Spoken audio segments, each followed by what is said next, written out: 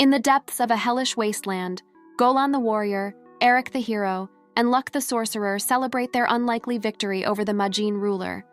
Before them, their foe's severed hand smolders like a dying ember, its feeble glow a testament to their triumph. Though they failed to slay the fiend, the damage they inflicted upon it ensured that it would remain incapacitated for several years, thus guaranteeing the safety of their beloved kingdom. As Golan and Eric rejoice over the prospect of being reunited with their families, Luck's attention is drawn towards the Majin's remains. He carefully studies the fiend's hand to convert it to magic dust. Sadly, his efforts prove futile, inviting light-hearted banter from his companions. Having accomplished their mission, the party prepares to depart from the interdimensional rift. As they make their way out, the sound of thousands of approaching footsteps suddenly fills the dark cavern. It seems like the Majin ruler did not take its defeat lightly, for it just sent the entire Majin army to hunt down the adventurers that took its hand. Staring death in the eye, Golan and Eric unsheathed their swords, bracing themselves for what looks to be their last stand. Yet just as the horde threatens to overwhelm them, Luck rushes forward, ordering his comrades to head back while he staves off the assault. Despite facing insurmountable odds, the sorcerer understands that he must ensure Eric's survival since he possesses the sole capability to vanquish the Majin ruler upon its return. Also, and more importantly, unlike Luck, the two adventurers have families waiting for them back home. Golan and Eric would never leave their comrade behind, but they know that he is right. As the pair take one last look at the young sorcerer, Luck promises to one day return home. With haste, the adventurers rush toward the exit as the Majin's army engulfs the sorcerer. But Luck is not going down without a fight. After all, he promised his comrades that he'd return safe and sound. As a sinister grin creeps across his face, the sorcerer lets loose a mighty roar while several pillars of light tear through the monsters before him. "You shall not pass!" An hour later, the battle is still in full swing. Luck has dismembered countless Majin warriors, yet their numbers do not dwindle. Thankfully, he regains his strength and stamina by constantly converting the corpses into magic dust. After defeating waves upon waves of foot soldiers, Luck finally faces his most daunting challenge yet, the Majin commander. The towering Gorgon-like creature grabs Luck by the throat and dangles him like a rag doll, its eyes filled with murderous intent. With the sorcerer firmly under control, the commander casts Draining Touch, sapping all of Luck's remaining life force and mana. However, even the Majin commander is no match for the quick thinking of a well-prepared sorcerer. Luck breaks the creature's grip and uses its technique against it, draining the commander of all its power. The ability to mimic his opponent's technique is one of Luck's signature skills that has saved him countless times. As it breathes its last, the creature's corpse instantly turns into magic dust, leaving nothing but its blade behind. Enamored by the craftsmanship of the sword, Luck wields the weapon and readies himself for the next wave. Meanwhile, back in the kingdom, the legend of Luck's heroics has spread like wildfire. Citizens sleep safely at night, knowing that the great sage is out there to protect them. Brandishing the Majin commander's blade, Luck cleaves through the entire army, time seemingly standing still amidst the bloodbath. After all the carnage he has witnessed, the sorcerer is nothing but a shell of his former self, devoid of emotion. For years he has seen nothing but death. Now the Reaper has finally come to claim him. Before him looms the Majin ruler, a towering monstrosity born out of pure evil. While most would have withered at the sight of such a nightmarish creature, Luck stands tall. The ruler's arrival has reignited the flames of battle within him, stirring emotions and memories long blurred. The fiend is the first to strike, unleashing a thunderous blow that sends shockwaves throughout the rift. Luck narrowly avoids the attack by soaring through the air like a comet. Through countless battles against the Majin army, the sorcerer has honed a technique capable of subduing even the high-class Majin. His strategy is to close the gap and immobilize the creature using fire magic. Unfortunately, Luck's plan goes awry when his attacks are deflected by a magical barrier, knocking him off balance.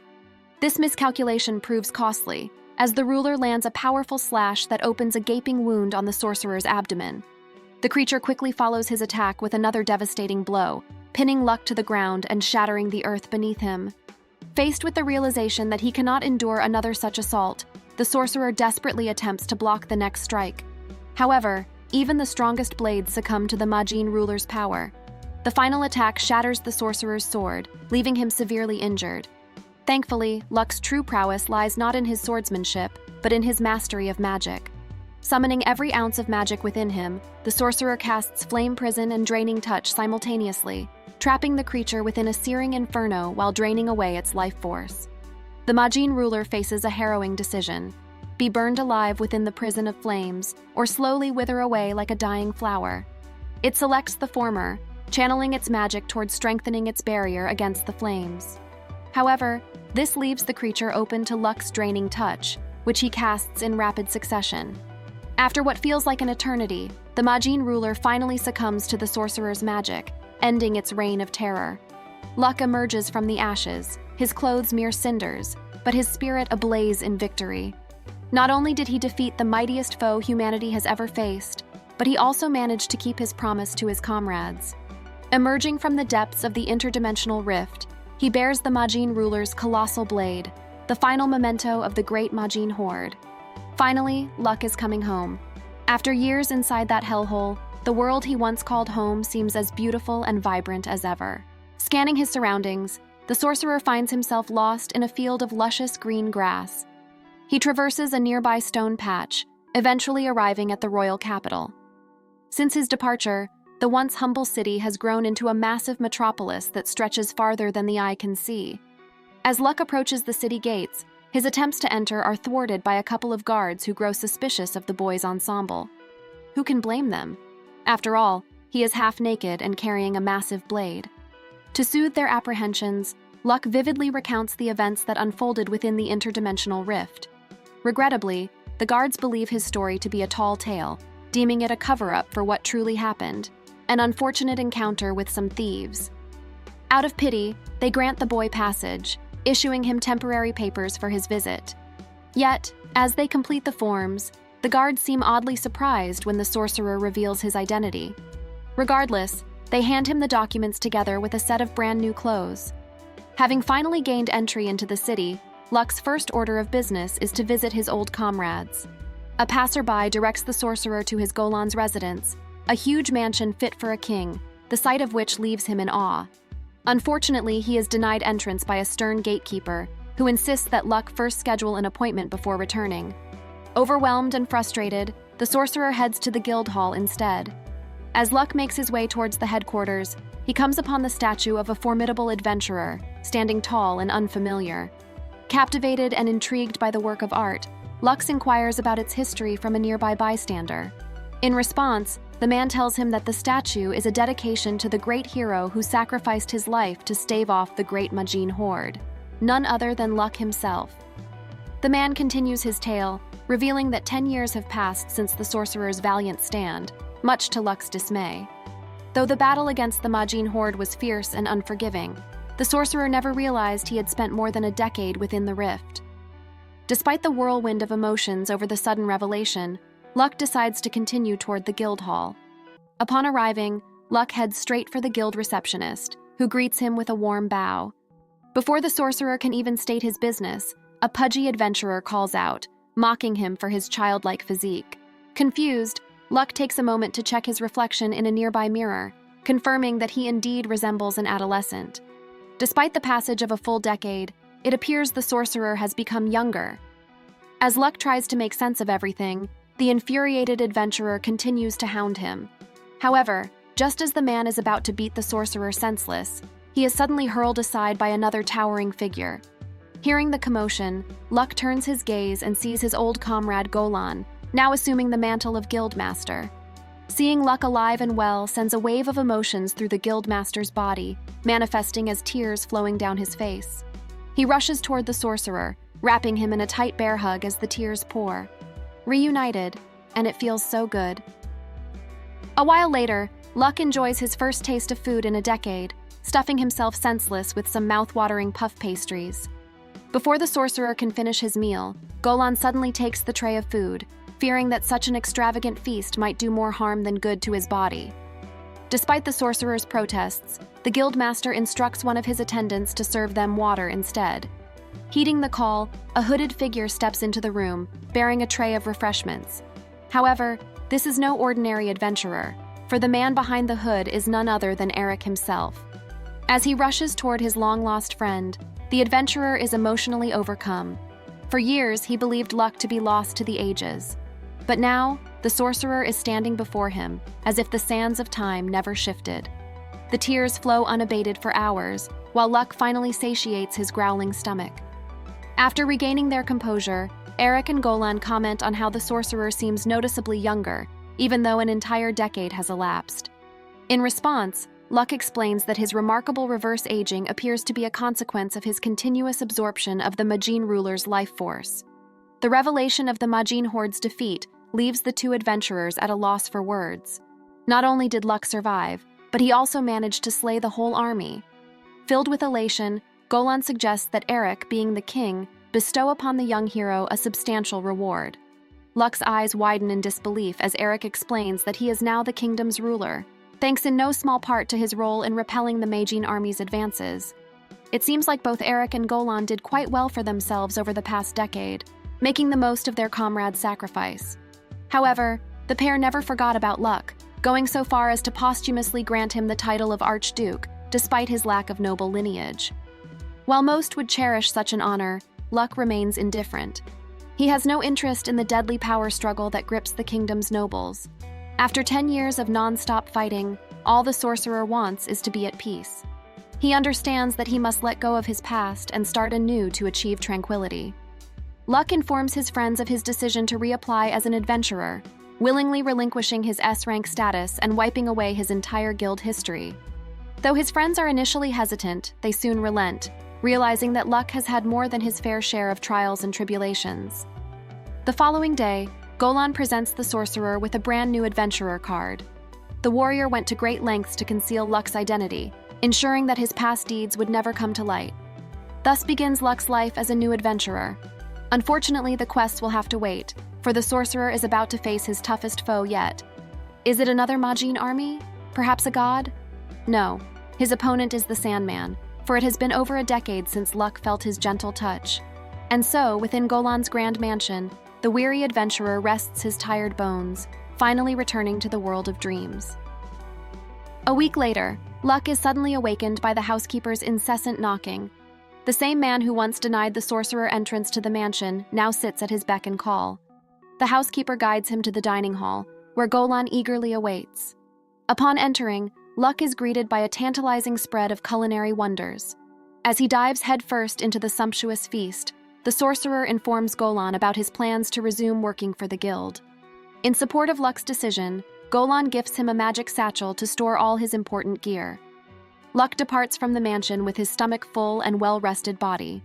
On his way out, he is stopped by the housekeeper, who apologizes for his actions during their first encounter. In response, Luck assures that he bears no ill will towards the man, understanding the reasoning behind his trepidation. Unbeknownst to them, a young warrior, who had been engaged in training nearby, observes suspiciously from behind a massive tree. A while later, Luck arrives at the guild hall and heads toward the job board. While browsing the quest list, he quietly rejoices over the lack of dangerous subjugation quests, a sign that the nation is truly at peace. It looks like all his hard work is finally paying off.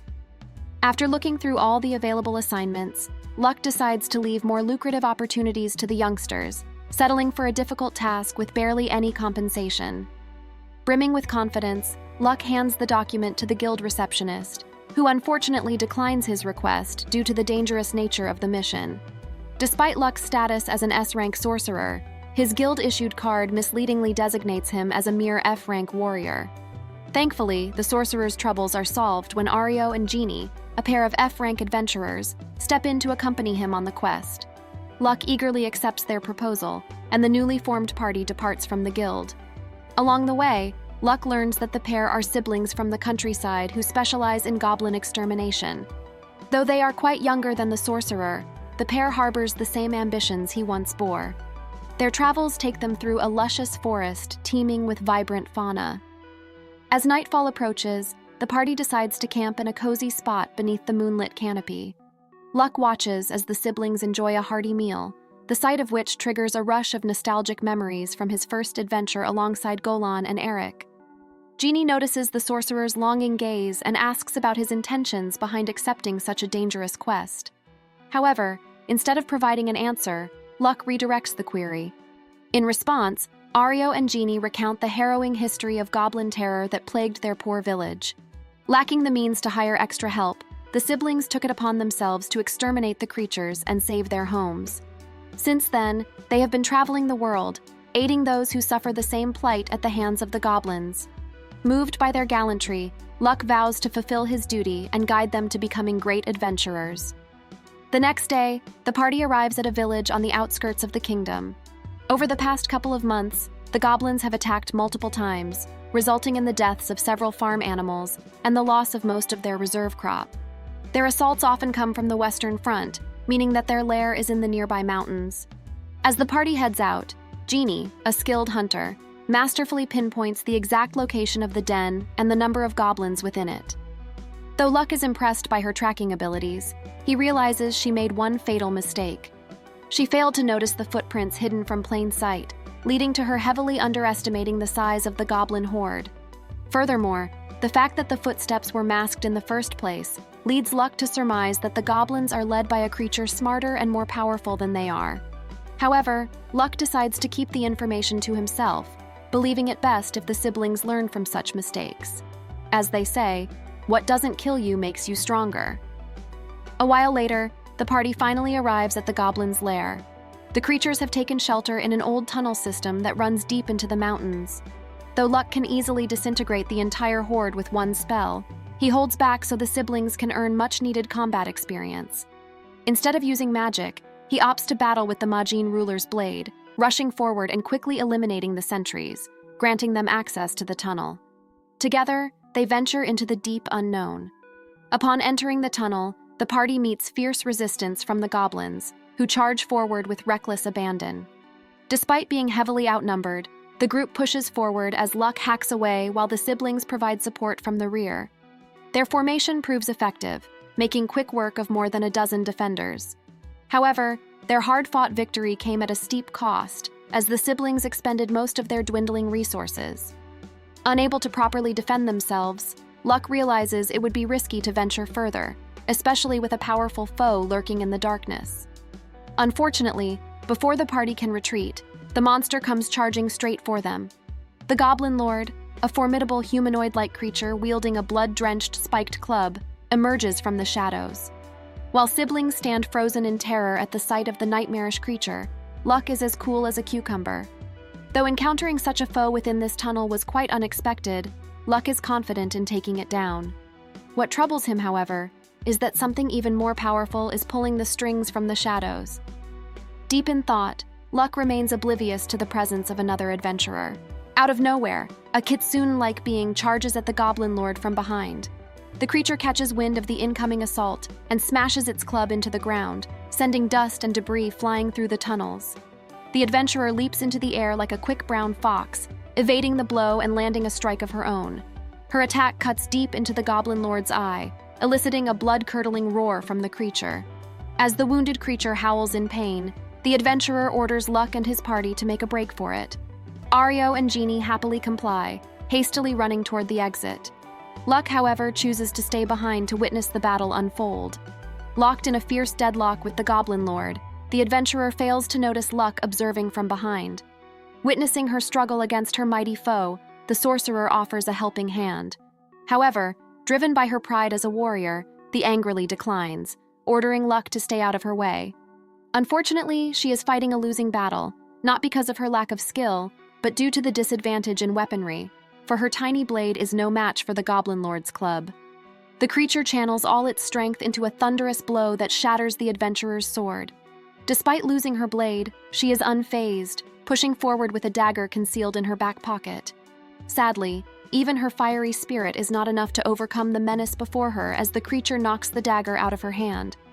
Luckily, before the Goblin Lord can land the final blow, Luck finally intervenes. He effortlessly parries the creature's incoming attack, saving the adventurer from an untimely demise. The two combatants glare at one another like predators, their eyes locked in a silent battle of wills. Suddenly, the Goblin Lord lets out an ear-splitting howl that shakes the tunnel walls. While most would have cowered in fear after such a terrifying display of power, Luck's reaction was one of annoyance. After a decade of hearing nothing but the Majin's ceaseless screams, all he wants is silence. and he achieves silence, stifling the creature's roar by dismembering it instantly. Moments after his decisive victory over the Goblin Lord, Luck checks on the adventurer. Fortunately, she sustained no major injuries, thanks in no small part to the sorcerer's heroics. Meanwhile, the adventurer, still in awe of the sorcerer's raw power, asks him for his identity. In response, Luck presents his adventurer card, proudly showing off his F rank. The adventurer returns the pleasantries, introducing herself as Shia, the daughter of the chief of the Eastern Furry tribe. Did she just say a tribe of furries? Those who want to sign up, drop a puppy emoji. Not me, but you guys stay safe. With a heart full of gratitude, Shia politely thanks the sorcerer for saving her while apologizing for her earlier rudeness. Luck tells her there is no need to apologize. After all, she is just looking out for them. He gently takes her hand, washing away all her doubts and fears with his warmth. Now that the Goblin Lord is defeated, Luck can focus on the mastermind behind all the madness, who just so happens to reside in the huge pit right before the adventurers. As the pair make their way down into the void, the creature suddenly stirs within its depths. The thought of feasting on two powerful adventurers sends a wave of excitement through its veins, giving rise to a sinister aura that illuminates its surroundings, revealing the countless unfortunate souls it has devoured. Though Luck is eager to face the threat in the shadows, Shia seems quite hesitant. During the battle with the Goblin Lord, Luck realized that she was aware of the monster's existence, but for some reason, she decided to keep this information from him. However, due to the sorcerer's persistence, Shia soon relents. She tells Luck their prey is the Vampire Lord, a being of sheer terror and unbridled fury. For generations, the Eastern Furry tribe has hunted vampires, exterminating all but one. After months of searching, they finally discovered the Vampire Lord's lair, sending Shia, one of their most skilled warriors, to defeat it. Unfortunately, after her showing against the Goblin Lord, Luck knows that she is in no position to challenge the vampire. However, despite her lack of power, Shia chooses to risk her life for the honor of her tribe, accompanying the sorcerer as they finally reach the bottom of the pit. Before heading into battle, Luck decides to lend Shia his blade since the Goblin Lord shattered hers. The adventurer accepts the gesture, taking it as a signal to defeat the Vampire Lord alone. What she doesn't know is that Luck is also quite skilled with his bare fists. His skill is evident when he easily dispatches the remaining goblins, painting the walls with blood. Seriously? Is there anything he can't do? Moments later, Shia knocks down a stone wall, revealing the entrance to the vampire's lair. Before them, a sight of absolute carnage, as the creature awaits them atop a pile of human remains. Such a grim sight makes Shia's blood boil. She grips her blade tightly and vows to defeat the creature with her hands. Unfortunately, her empty threats mean nothing to the Vampire Lord, for he knows that such a weak being will never defeat him. In fact, he is quite insulted by her hubris, for a fox should never bare its fangs to the ruler of the night. The Vampire Lord uses her companion against her to punish the adventurer for her arrogance. With one look, the creature can charm any human, turning them into a familiar that serves only him. Upon realizing what's to come, Shia rushes toward Luck, shielding him from the vampire's hypnotic gaze. Unfortunately, she is too late. The vampire's glare penetrates deep into his target's mind, and Luck immediately falls silent. Shia can only watch in horror as the entranced sorcerer heeds his master's call. It looks like Luck is now a creature of the twilight, or so the Vampire Lord thought. Suddenly, Luck drives his fist straight into the creature's face, sending it flying across the room. As the vampire writhes in a pool of its blood, Luck scoffs at the idea of falling prey to such a weak technique. The sorcerer continues to agitate the downed creature, labeling him a fraud and a self-proclaimed lord. Luck's words send the creature over the edge, losing all pretenses of calm. The Vampire Lord launches a barrage of dark tendrils that protrude from the ground, creating a sea of deadly spikes. Luck easily evades the attack, using his aerial magic to soar like a shooting star.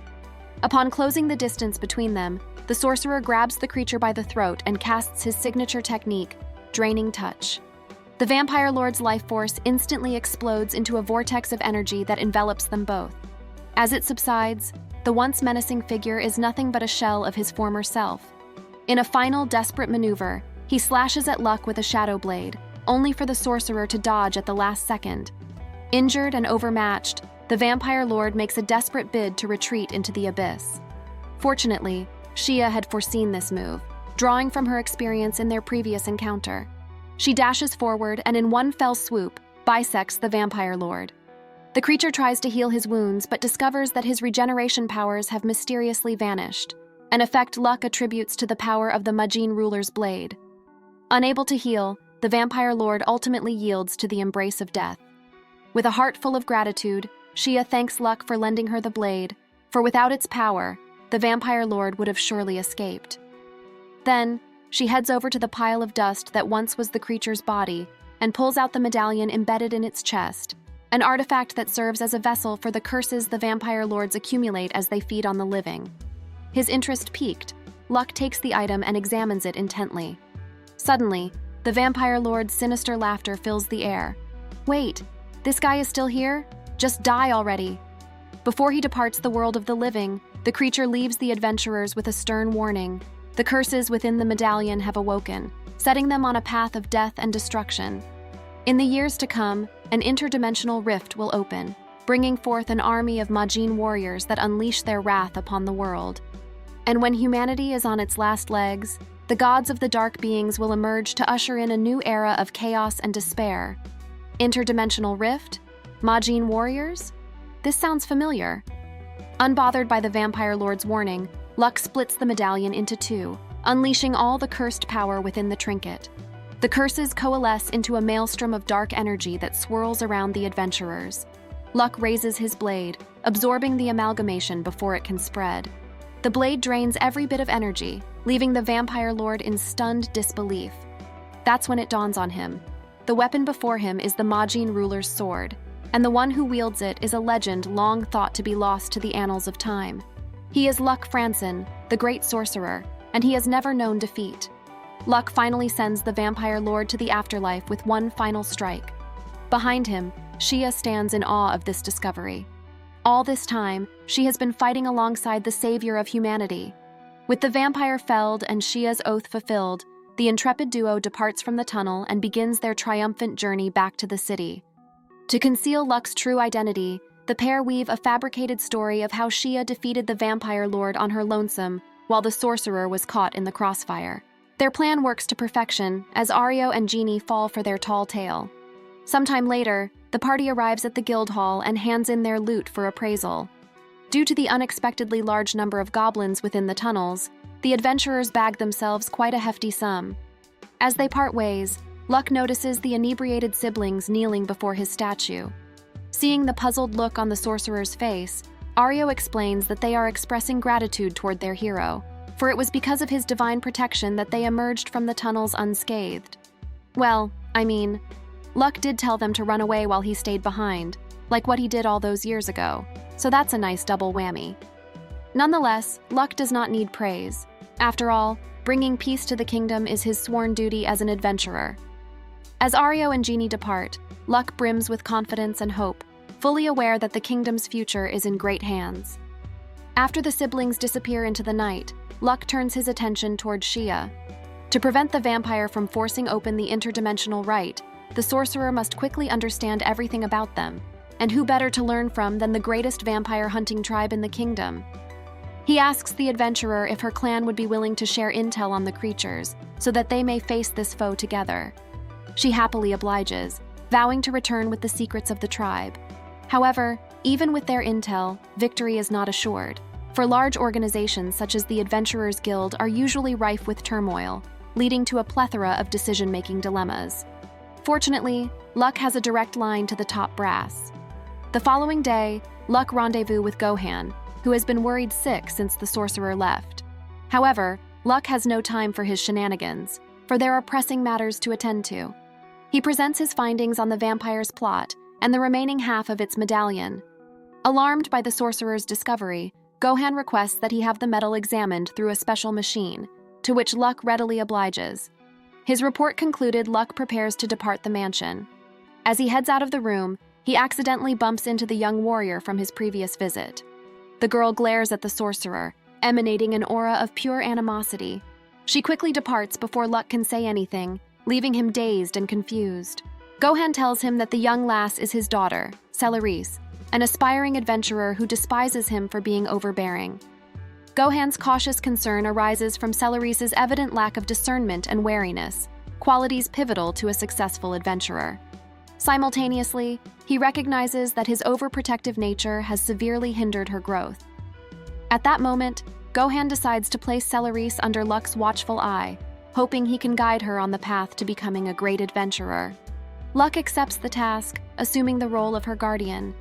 As he observes her rigorous training in the mansion's courtyard, the sorcerer again draws her ire when she notices him snooping. But why is she so angry at him? What has Luck done? All his questions are answered when the two share a meal later that day. Luck finally learns that Celerisse's resentment stems from the belief that he is her father's illegitimate child. Mortified, Luck calmly clarifies that he is a 40-year-old adventurer and Gohan's old friend. To further prove his point, Luck whips out his adventurer card, demonstrating that he does not bear Gohan's surname. Unfortunately, Celerisse remains skeptical because the sorcerer looks too young to be her father's comrade. Fearing the potentially catastrophic repercussions of a scandal of this nature, Luck finally decides to unveil his true identity. He releases the concealment magic on his adventurer card, bringing to light his true nature. However, this is not enough to change Celerisse's mind, as she steadily clings to her belief that Luck is Gohan's illegitimate child. Yeah, no wonder your dad didn't want you to be an adventurer. After an hour of pleading, Luck finally persuades the stubborn girl. Despite her hard-headedness, Luck notes that she possesses a strong imagination, implying that she bears the willpower needed to survive as an adventurer. And what better way to gauge Celerisse's prowess than by taking her on her first quest? The following day, the pair find themselves entranced by a breathtaking landscape one could only imagine. Majestic mountains tower in the distance, their snow-capped peaks reaching toward the heavens. The adventurers take a moment to admire the surreal view, breathing deeply as the scent of the wilderness fills the air. They travel through the enchanting terrain, eventually stopping at a majestic waterfall. As they rest their weary legs, Celerisse can't help but ponder why the sorcerer chose to accompany her on this seemingly minor quest. In response, Luck explains that his presence is driven by a sense of duty. As a seasoned veteran, he feels compelled to safeguard a young, budding soul like Celerisse, who dreams of becoming a great adventurer like her father. However, he cautions her about her lofty ambitions, warning that all who try to follow Gohan's path perish before reaching the end. Luck and his comrades have been wrought with strife and peril throughout their time together. They survived only through fortune, often escaping such situations by the skin of their teeth. Following her father's footsteps would mean Celerisse would have to embark on the same arduous journey. However, despite the dangers that await her, Celerisse is determined to overcome every obstacle and surpass her father. Fortunately, Luck is by her side, giving her the knowledge and techniques to survive. Celerisse's journey as an adventurer begins at a village on the kingdom's outskirts.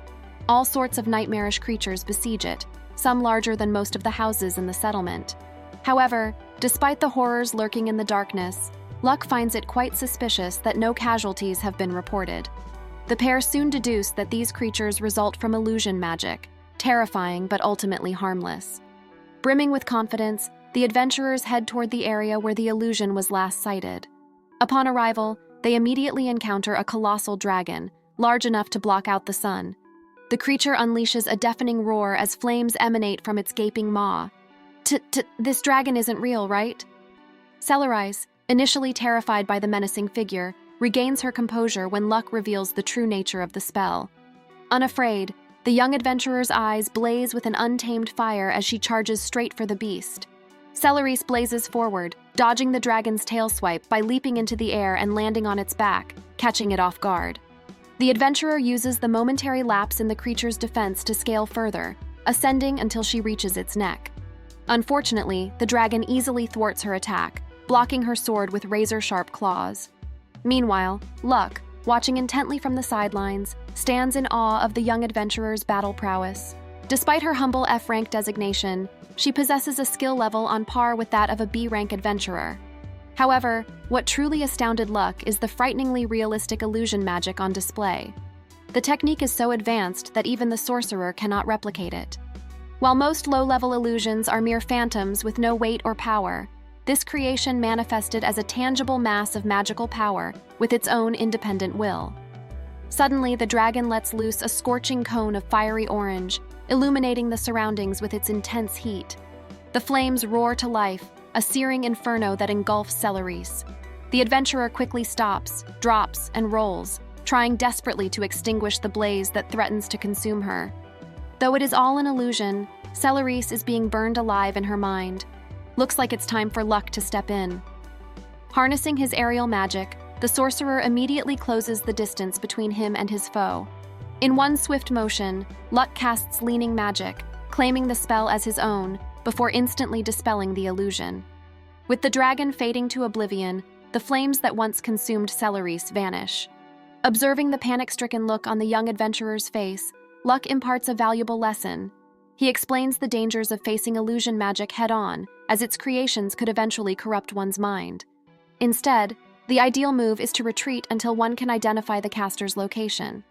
Though Luck would love to delve deeper into the technique's power, an imminent and far more menacing threat demands his attention. For now, he faces his greatest challenge yet, a sorcerer whose power rivals his own. Luck calls out to the sorcerer, who he believes is concealed beneath the nearby foliage. The adventurer promises his adversary a peaceful resolution to their problems, should they comply with his requests. However, Luck warns that failure to cooperate will result in the use of force, prompting both parties to engage in a potentially dangerous conflict. After a few tense moments, the mysterious sorcerer finally speaks up, her childlike voice echoing behind the trees. With a quiver in her voice, she timidly explains that her illusions resulted from the desire to protect something precious within the forest. Since the said object could not be moved, the sorcerer had no choice but to hold her ground against anyone or anything she deemed a threat. Moved by the sorcerer's dedication, Luck initially considers reporting the quest as a failure, so that the being may continue safeguarding her treasure. However, he realizes she will never be safe, for the guild will continue sending adventurers until the quest is completed.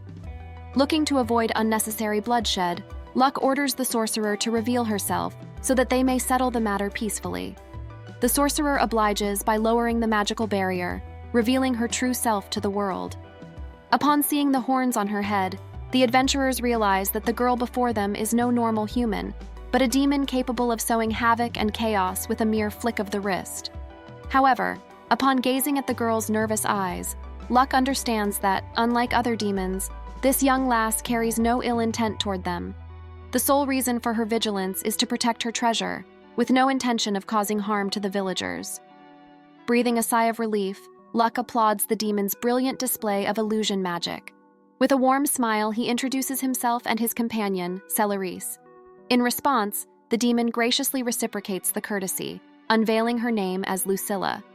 Though Luck seems at peace with the demon, Celarisse still seems uneasy. She had heard rumors of wicked demons who use their powers to destroy all who stand in their way. However, Luck soon quells her doubts by clarifying that the baseless rumors have stemmed from scant interactions with demons. In reality, they are a very misunderstood and diverse group of supernatural beings who use their abilities for the betterment of both the mortal and supernatural realms. Despite Celarisse's doubts, the demon seems to have been moved by Luck's trusting manner as she offers to guide them toward her treasure. The adventurers accept her offer, and the trio head into the forest. Eventually, they arrive at the ruins of a majestic temple built into one of the nearby mountains. Lucilla leads the adventurers down a broken pathway deep into the mountain's core. A dimly lit room containing Lucilla's precious treasure is at the end of the pathway. The adventurers look in stunned disbelief as the demon unveils her treasure, a chicken. She kneels before the fowl, addressing it with utmost reverence, calling it Gerberga-sama. The disturbance causes the slumbering fowl to awaken and shoot a hateful glare toward Luck and Celarisse. Looks like things just got egg-sighting. The fantastic fowl rises to its feet, unveiling a magnificent comb and resplendent pair of wings. Despite its brilliant display, in Celarisse's eyes, the creature is nothing but a normal chicken. Unfortunately, her ignorance draws Lucilla's ire, who angrily explains that the being before them is no mere fowl, but a divine rooster with the power of a god. Now that's what I call a massive revelation. Heh. For years, Lucilla's tribe worshipped Gerberga-sama and his ancestors, acting as guardians of these magical fowls. They lived a peaceful and quiet life up in the mountains located in the far north. Sadly, a sudden vampire attack shattered their tranquility, leaving all but Lucilla dead.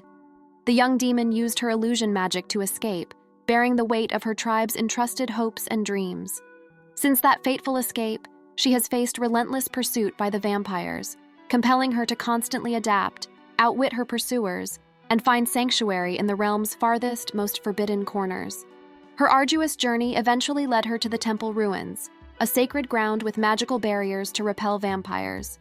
Lucilla transformed this desolate structure into her sanctuary, bravely fending off the vampire horde until their ferocious assaults ceased. After hearing Lucilla's chilling tale, Luck asks the young demon the reason behind the vampire's obsession with Gerberga-sama.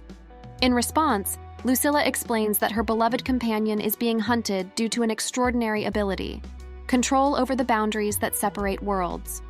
With a single cluck, this avian entity can either unveil or seal the portals to alternate dimensions, thereby possessing the power to ruin the vampire's plan to summon gods from another dimension. Imagine gathering so much cursed energy only for your plans to be foiled by a chicken. I'd be losing my feathers too. Recognizing the vital role Gerberga-sama will play in the upcoming conflict, Luck offers to take the two to the royal capital for protection and guidance. Luck draws the Magian ruler's blade to entice them into joining him, revealing his identity as the legendary sorcerer.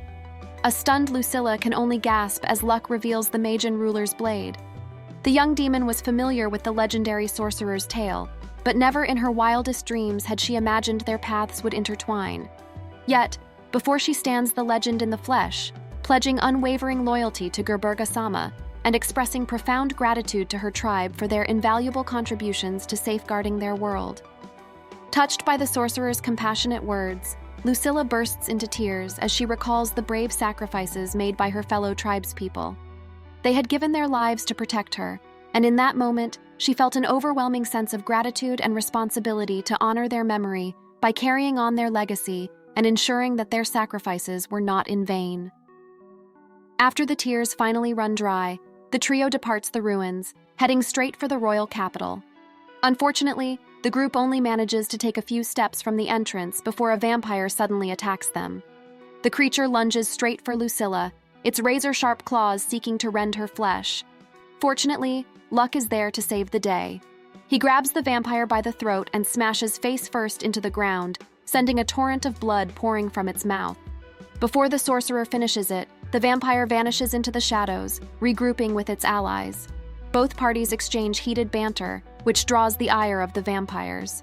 These creatures care not for humans. Their only goal is to kill Lucilla and her precious god.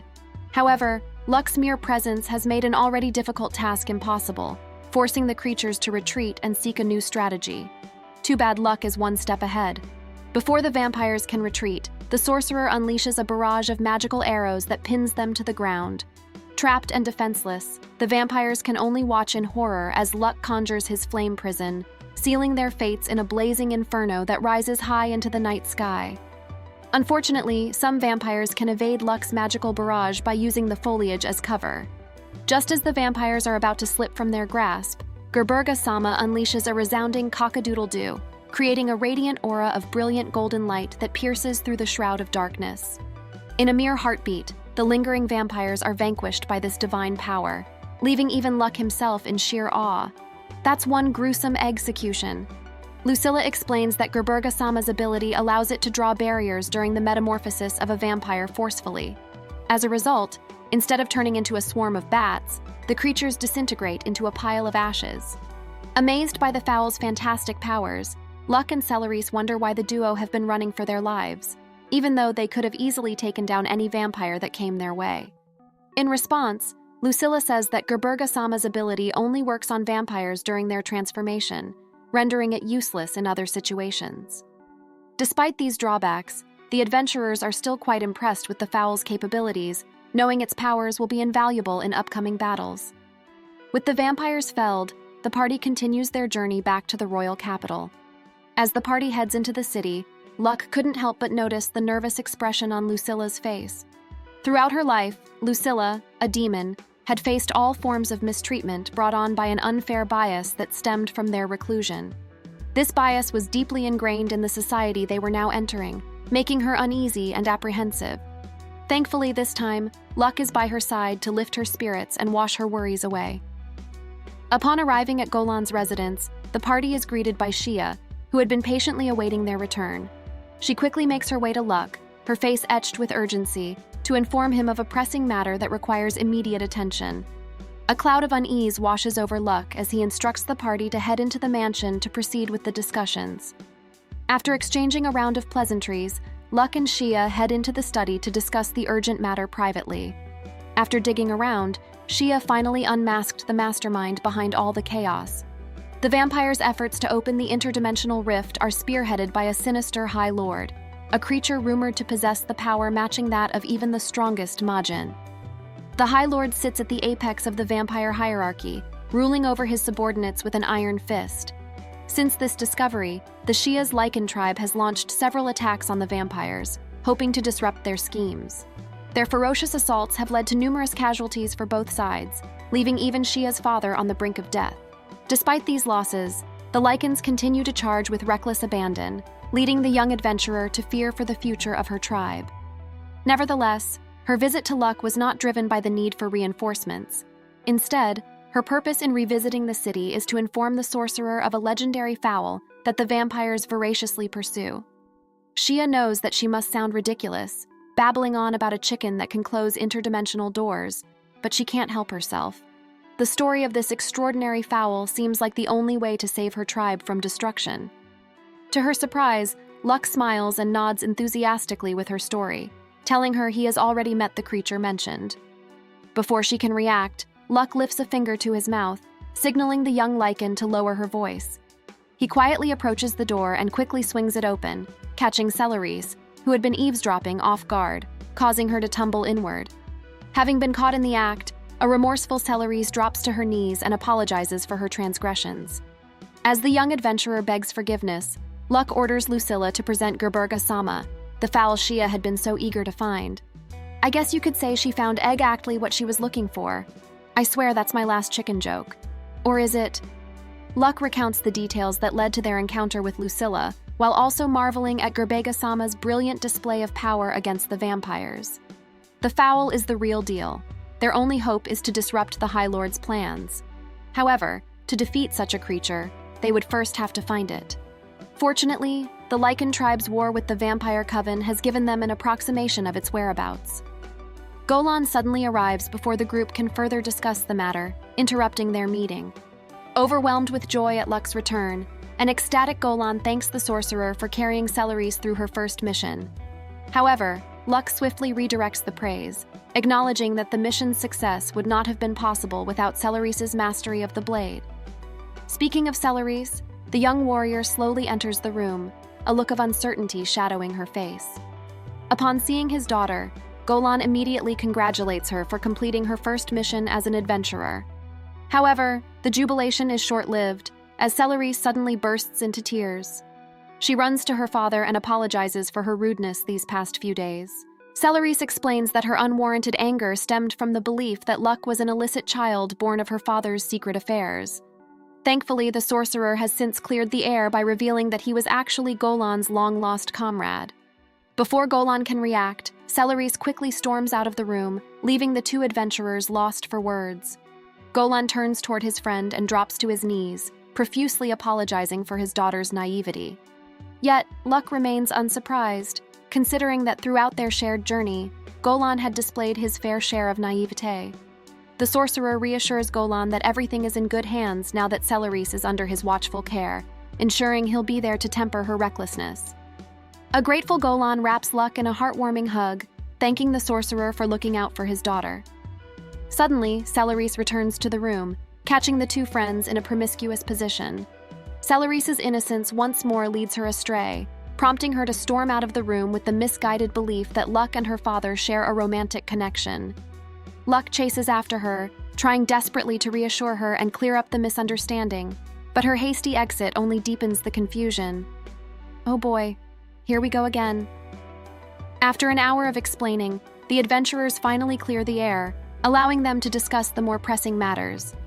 Luck informs Golan of the Vampire High Lord and its desire to eliminate Gerberga-sama. With things as they are now, the sorcerer suggests that they conceal the fowl while simultaneously striking the vampire's headquarters together with the Lycan tribe. Golan vehemently disagrees, arguing that they should harness Gerberga-sama's powers rather than keep them hidden. Before Luck can respond, Lucilla interjects, cautioning the adventurers about the potential dangers of exposing Gerberga-sama. For if the High Lord were to consume the fowl's blood, it would gain the cursed energy needed to open an interdimensional door. Curses are created when one's life is taken away. The amount of cursed energy gained depends on the victim's life essence. Small creatures such as rodents and birds provide a minor amount of power, while humans provide a substantial amount. Thus, felling a god would grant the vampire High Lord unprecedented and immeasurable amounts of cursed energy, making it nearly unstoppable. To avoid such a scenario, the adventurers decide to safeguard Gurgurga-sama in the most heavily guarded place in the capital, the royal palace. Sometime later, the party arrives at the palace, making their way through a grand hallway before settling in one of the rooms. While waiting for King Eric's arrival, the adventurers are served an array of delicacies by one of the king's numerous apprentices. Since his reign began, King Eric has taken on apprentices from impoverished families with the goal of offering them a better future, providing them with valuable skills and a chance to escape the cycle of poverty. Moments later, King Eric finally arrives with his 2 daughters in tow. This is the first time Luck has met Charlotte and Marie since they were born during his battle in the Rift. Growing up, King Eric told them numerous stories of Luck's heroics, going so far as to create a picture book depicting his adventures. The said book has since become one of Marie's prized possessions, a cherished connection to the legendary hero whose tales had always fascinated her. Following their brief introductions, Golan orders Celerisse to accompany the king's daughters so they may proceed with the discussions. With the room free of distractions, the adventurers delve into the heart of the matter, informing King Eric of the vampire's plot and the pivotal role Gurgurga-sama will assume. Luck requests that the king focus on protecting the fowl while he and the Lycans deal with the vampires. Since the sorcerer mentioned it, a curious Golan wonders what plan of attack they have devised to defeat the High Lord. In response, Luck reveals their simple strategy, a headlong charge straight at their adversary. Golan and Eric are absolutely astounded by Luck's reply. Despite the sorcerer's strength, the adventurers know that rushing in without a proper strategy could end in disaster, especially with how powerful a vampire High Lord is rumored to be. To calm their nerves, Luck explains that his plan isn't as reckless as they are making it out to be. The reason for such a straightforward approach is to lure out the vampire High Lord's guards. Once Luck draws out the guards, the Lycan tribe will eliminate the now defenseless High Lord. Though the plan seems sound, Golan suggests that the roles be swapped. The Lycans deal with the lesser lords while Luck combats their leader since only he has the ability to defeat such a powerful foe. Nevertheless, whichever way you look at it, a river of blood will surely be spilled. The warriors understand that such a plan would surely lead to numerous casualties from the Lycan tribe, a sacrifice Chia is willing to make if it means defeating the vampires. Despite his willingness to send reinforcements from the Adventurers Guild, Golan knows they would only be a hindrance due to human susceptibility to the creature's charm. Though beast folk sometimes fall prey to this ability, they are easily disarmed. Charmed humans, however, are quite difficult to distinguish. This is why no one had realized that the apprentice who had previously served them was already trapped under the vampire's influence, locking Celerisse, Gurgurga-sama, and the princesses within the confines of one of the castle's chambers. As Celerisse struggles desperately to break the door open, several sinister beings descend from a dark mist. Celerisse abandons her attempts to escape and readies herself for what will come. From the darkness emerges 3 Lich Kings, undead warriors who surrendered their rule over the frozen throne out of their desire for everlasting life. These beings are said to possess the intelligence of 1,000 wise men and magical capabilities beyond human comprehension. Unfortunately, Celerisse is ill-equipped to combat these fiends since she had left her sword at the mansion. Where's Frostmourne when you need it? Grabbing a nearby candlestick, Celerisse steeled her resolve, vowing to protect Gurgurga-sama and the princesses even at the cost of her own life. The Lich Kings are the first to strike, sending numerous magical projectiles flying toward the young adventurer. Like a formidable fortress, Celerisse intercepts the attacks, deflecting them toward the nearby window. The explosion rocks the entire palace, alerting the guards to the danger. The Lich Kings send another volley of projectiles, which Celerisse skillfully deflects once more. Unfortunately, the strain of defending against such a ferocious assault has taken its toll on the young adventurer. Weakened and exhausted, Celerisse knows she can't defend against another wave of missiles. Just as the Lich Kings are about to unleash another barrage, a hail of magical arrows suddenly rains down on them. Luck has finally arrived to save his apprentice. He praises the young adventurer for her efforts, assuring her that she has done an incredible job defending Gurgurga-sama and the princesses. He orders her to rest, knowing she's exhausted from the battle, and promises that he will defeat the fiends who dare threaten their kingdom. The once terrifying Lich Kings fade in the face of Luck's overwhelming magical power. Before the fiends can attack, Luck casts Implosion, trapping them in a magic sphere. In an instant, the interior of this mystical prison erupted into a searing inferno, its intensity rivaling that of the very sun, reducing the creatures to ash. From behind, Celerese marvels at the brilliance of her master. As the dust settles, Luck notices the presence of two more foes, vampires who had been sent to assist the Lich Kings. Recognizing an opportunity, Luck replicates the illusion magic of Lucilla, transforming into the very vampire lord he had previously vanquished. The lesser vampires quiver in terror at the sight of Luck, for they had not been expecting the presence of the 8th vampire lord. Having successfully tricked vampires, Luck seizes the chance to gather valuable information. The underlings reveal that the 6th vampire lord has sent them to hunt down Gurgurga-sama. Their efforts had been abetted by the traitorous maid, Rowana, one of the numerous human subordinates in the service of the 6th. Finally, the creatures admitted to breaching the palace's protective magical barrier via a hidden teleportation circle. Seeing the glowing portal, Luck feigns ignorance, asking the vampires if he could reach the 6th by entering the passage. Before they can respond, Golan suddenly bursts through the door. His cover blown, Luck deems it best to eliminate the vampires, instantly decapitating them in one swift motion. As the fathers are reunited with their daughters, the adventurers wonder how the creatures created a magical portal within the palace premises.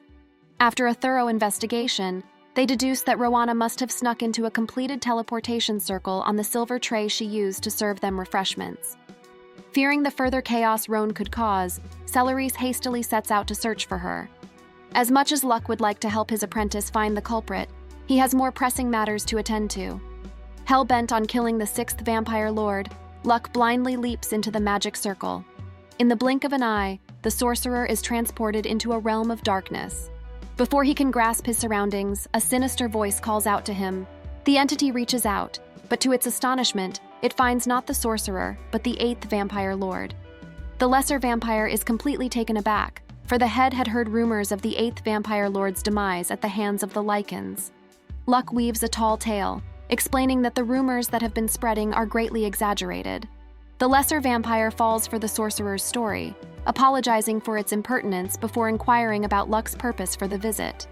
In response, Luck cleverly cites his encounter with the lesser vampire at the royal palace as his reason for seeking an audience with the 6th vampire lord, and the servant readily agrees, guiding the sorcerer through the labyrinthine hallways toward its master. As they make their way through the maze-like corridors, Luck couldn't help but worry about becoming lost amidst the labyrinth's intricate twists and turns. Eventually, they reach a dark room where a gruesome scene slowly unfolds before the sorcerer's eyes. Luck is greeted by the sight of several charmed villagers, survivors of a recent attack who are to be used as slave labor. The servant reveals that the vampire lord and his lackeys immediately consumed those unfit to work. The mere thought of these innocent souls being brutally slaughtered sends Luck over the edge. He shatters his disguise by cleaving through the servant with his blade, instantly killing it. All that's left is the vampire lord and his guards. Seeking revenge for the poor souls, Luck charges at them like a vengeful hurricane, his sword gleaming with righteous fury as he aims to vanquish the diabolical fiend. However, before he can reach them, the lesser vampires are suddenly torn apart by a barrage of magic bullets. The source of the magic was not the sorcerer, but the vampire lord itself, willing to sacrifice its kin to defeat Luck. Since its magic proved ineffective, the creature unsheathes its blade, determined to confront Luck in a battle of steel and fangs.